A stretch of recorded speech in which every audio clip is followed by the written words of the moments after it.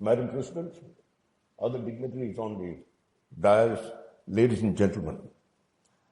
At the outset, let me express my deep gratitude for all of you being here to laud my humble effort. This book has a genesis in the feeling of utter humiliation I was tormented by when I was growing up as a young boy in the 1950s. The history I learned in schools said of an India that is subjugated by much smaller foreign country, European country, in fact. How could foreigners come here and lord over us was something my young mind couldn't really comprehend. The sense of shame was so intense, I used to get my father riled up, telling him that your entire generation was full of cowards. He would defend that he never served the British, what was only in the service of the Maharaja of Travancore. So I pushed it further, telling him that Travancore, a princely state though, had accepted British supremacy, I would get some arbitrarily dismissed. So this, it took years of growing up and a lot of learning on our country's past before I could reconcile to the conduct of our past generations.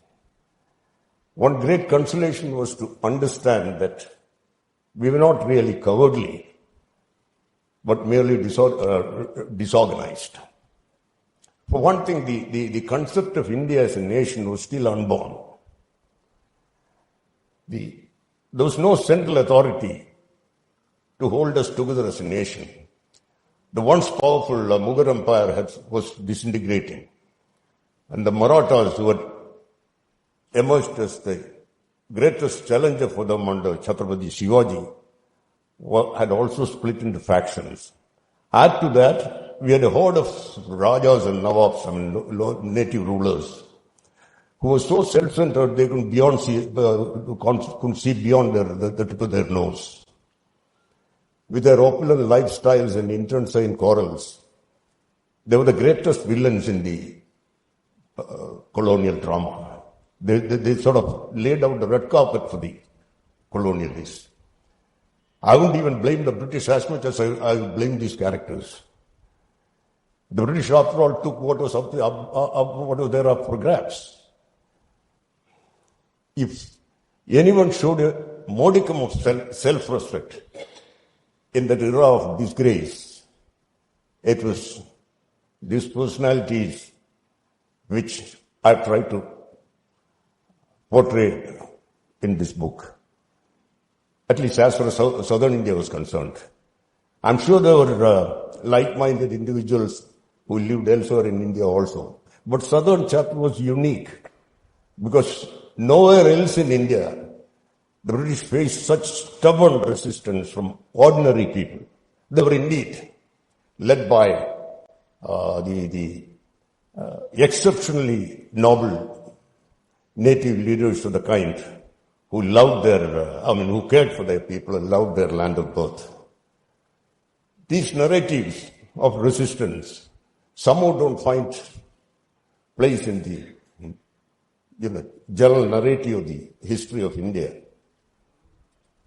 Our historians, even after independence, followed a narrative which was espoused by the British. That narrative was meant for the shareholders of East India Company in England, painting rosy pictures of British victories, starting with Plassey. Plassey was no battle at all, as a matter of fact.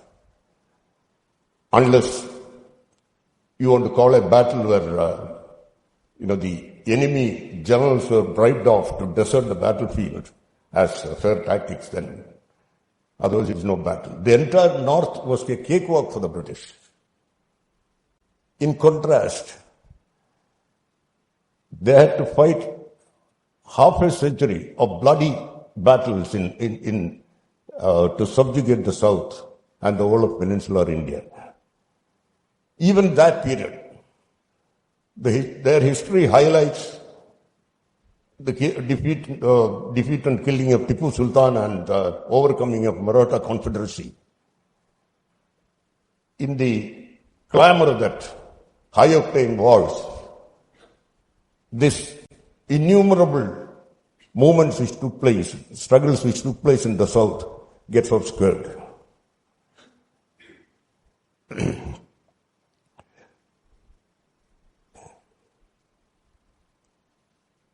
These resistance fighters, I came to know, or rather, it was while I was researching for the history of the South Indian soldiery, the predecessors of today's Madras Regiment and the Madras Engineers and some cavalry and artillery regiments of southern origin of the Indian Army. That's when I came across these magnificent men and women who valued their honor more than their lives. I felt it was sacrilege if I didn't tell their story. Of the 15 personalities I've chosen, only 3 of them died of natural causes.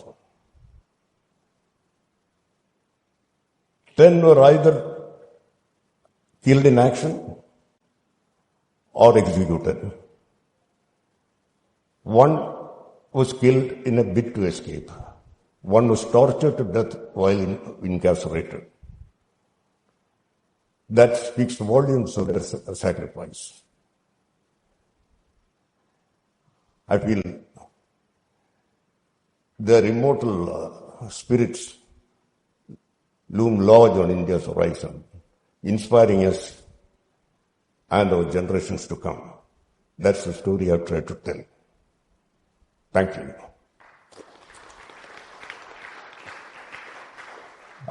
Before I leave the podium, my publishers in Delhi are not represented here, but I have here the gentleman who designed my cover, the beautiful cover as you would see.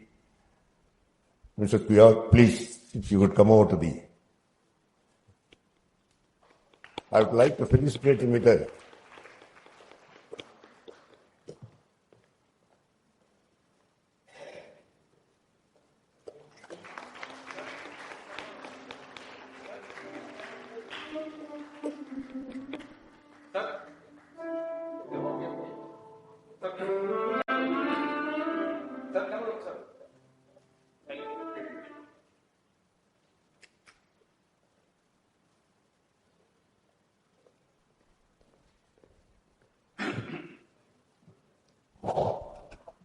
May I now invite our chief guest, Dr. Nandita Krishnan, to address the gathering and formally launch the book.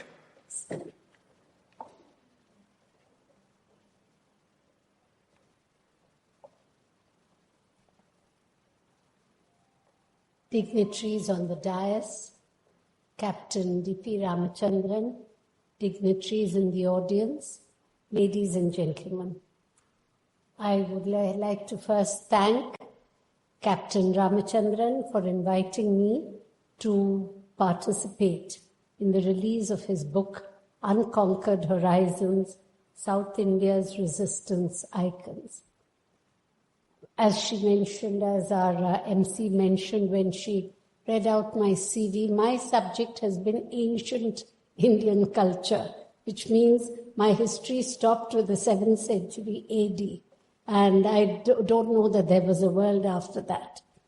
But 2 years ago, or 3 years ago, for the Azadi Ka Amrit Mahotsav, the government of India contacted our institute and said they are bringing out a website on unknown heroes and heroines of India. So for that, I used 2 of my research assistants, and we collected about 440 names and put them up on the website. And that is when I realized that South India has contributed so much to the freedom movement, so much more than the rest of India. And if Bhagat Singh is celebrated, remembered for shooting dead a police officer, nobody remembers Vanchinathan, who assassinated a collector, Robert Ashe. And why did he assassinate Ashe? Because Ashe was responsible for closing V.O. Chidambara Pillai's Swadeshi Shipping Company. And he revoked his barrister's license, he arrested him, he just destroyed VOC. Vanchinathan was so upset that he shot Ashe, and then he shot himself immediately, leaving a letter dedicating my life as a small contribution to my motherland. These are the great heroes of our freedom struggle, and Captain Ramachandran has done a great service by bringing these to light. It is a sad fact that we know about freedom fighters in North India, but nothing about the freedom fighters of South India. We know everything about Robert Clive, Warren Hastings, what they did, what they didn't do, and so on. But do we know who opposed them, who fought all these British? It's as if the Indians disappeared. That's the impression, as Captain Ramachandran said. Even I, growing up in the 50s and 60s, I felt, oh my God, we Indians are so horrible, so useless, we just let them walk over us. So till I started working on this Azadi Ka Amrit Mahotsav, I didn't know myself that Indians had contributed so much. Do you know what Madras was known as? Madras was called benighted. And historian David Washbrook says that not even a single anti-British dog could be seen in the streets of Madras. How untrue. As early as 1674, in the siege of Tellicherry, the chief of the Mysore Calicut province, Sardar Ali, took siege of the British military barrack of Tallassery for 18 months. In 1780, the native sepoys rebelled against the East India Company at Vishakhapatnam. Of course, they were all killed unilaterally. In 1775, the Madras Council decided to send the 9th Battalion, stationed at Trichy, to Bombay. They refused to go, and the acting commandant, Makhdum Sahib, and his associates were blown away from the mouth of a cannon. Similarly, in 1795, the Indian sepoys of the Madras army who refused to go to Ceylon, now it's Sri Lanka, to fight the Dutch, were also blown away from the cannon. Some time back, I saw a film on the Kunjali Marakars. Until then, I didn't know about them. Thank you very much, Captain Ramachandran, for including a long chapter. I didn't know that they ran through 4 generations, and today, if there are no Portuguese in Kerala, it is because of this one family of Marakkars who protected the western seaport. We had women, Rani Abaka Chauta and Kittu Rani Chinnamma, who fought the British and gave up their lives. I mean, just think what horrible situations these women would have been. They were queens, they were imprisoned. God knows what happened. Women are the worst sufferers in the war, in any war. And these women would have suffered a lot. But it was in Tamil Nadu that the anti-British revolution really began and was ferocious. Pulithevar, Rani Velu Nachiyar, Kattabomman and his brothers, the Marudu brothers, Theeran Chinnamale, all of them gave up their lives rather than submit to the British. I think you all know the story of Rani Velu Nachiyar. Her husband was killed in 1780.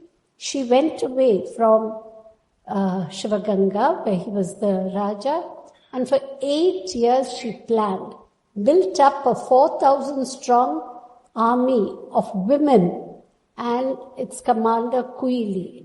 And they came back, and when they found that they were not able to beat the British in fighting, Kuili was just fantastic. She doused herself with oil and ghee and jumped into the ammunition depot of the British. It blew up. The British had to sign a contract with Rani Velu Nachiyar, and she ruled. Not only did she rule, her daughter also ruled after her. Of course, we all know about the Palayakaras, or the Polygars as they are known, and Captain Ramachandran has given us many stories about these Polygars or Palayakaras. Polygar is an odd name, who protected the lives and the properties of the people in their palayams. Palayams are the region. They collected taxes, and this is what the East India Company coveted. So they got into war, and thanks to Shivaji Ganeshan, the great revolt by the Palayakara Veerapandi Kattabomman and his subsequent hanging is known. I went and saw the place where he was hanged. It's in an open field with the hot sun beating down on him. It would have been really horrible. But there are others like Pulitevar, Chinnathambi Varaguna, colored tribes who also waged battles. All of these ended in public hangings, massacres, not just massacres of the people who fought, but of all the people in that region, women, children. So, let's not talk about what is happening in other countries today. It happened in our country too. Veeran Chinnamalai, the Palayakarar of Palayam Kotte, rebelled against both Hyder Ali and the British. But he was finally captured by an informer. And this is the story of India. Somebody, an informer, rats on you and gives you up. You all may have heard of the Great Vellore Mutiny in 1806, when the Indian Army, the British Indian Army, rebelled against the British. The Hindu sepoys were prohibited from wearing the religious marks on their foreheads, while the Muslims had to shave their beards and trim their moustache. Further, turbans were replaced by hats. The rebels killed 14 British officers and 115 men of the 69th Regiment. Unfortunately, a relief force of British gunners and cavalry rode from Arcot to Vellore. As you know, the Nawab of Arcot was a great supporter of the British. And British superiority in armaments won. As usual, some men were shot from the mouth of the cannons, some were hanged, and the rest were deported to Malaya. So I would like to just tell you about the first Indians probably who conceived of India as a nation. You have written about them, Captain Ramachandran, the Marudu brothers, Periya Marudu and Chinna Marudu. In 1801, Chinna Marudu declared, and I'm quoting, "To the castes, nations, Brahmins, Kshatriyas, Vaishyas, Shudras and Musalman that are in the island of Jambu, in the peninsula of Jambudvipa, this notice is given. Wherever you find any of the low wretches, Europeans, destroy them and continue to do so until they are exported. Whoever serves the low wretches will never enjoy eternal bliss after death. I know this." Of course, after this came the Second Polygar War with some more deaths. And the Marudu brothers released a proclamation known as the Jambudvipa Prakadanam, which shook the East India Company. They posted on the Trichy Fort and Srirangam Temple a poster exhorting all sections of society to come together to rebel against the Europeans. And again I quote, "The lack of unity and friendship amongst you," said Chinna Marudu, "has led you to blame each other among yourselves. You are incapable of understanding the intrigues of the Europeans, whereby you have handed over the country to the aliens. In all the regions now ruled by these abominable people, our people are living in utter poverty. Even if one lives for 1,000 years, his death is certain. Therefore, everyone living in different palyams must come together like warriors to throw the foreign yoke away, said his poster.